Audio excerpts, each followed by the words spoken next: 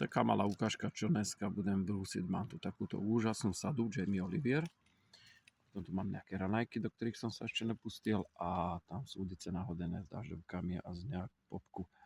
Takže krok číslo 1 vždycky nahodiť, až potom človek môže jesť alebo sa s niečím hrať. Mám tu takýto krásny kuchársky veľký nožík od Jamie Olivera. Toto bude asi porcovací na mäso. Toto je santoku. Toto je stejkový nožík. Taký šikovný, úplne ideálny do kuchyne. Toto bude asi nožík na ovoci a zeleninu. Ten je trošku pozerať, že je túto zodratý brúseným, ale to zrovnám.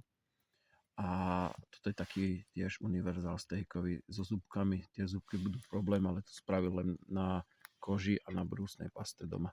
Tie zúbky. Takže tak, nože sú vo veľmi dobrom stave, sú zachovalé. Škoda, že táto rukovitka počase praskla, ale to je možno aj 20 rokov stará sada. Čiže ten Jamie Oliver bol známy a vyrábal takéto sady nožov. Sa mi to dosť často dostáva. A ozaj je to celku fajn, sa mi to ľúbi toto brúsenie. Takže tak, ideme brúsiť. Ideme chytať kapravu.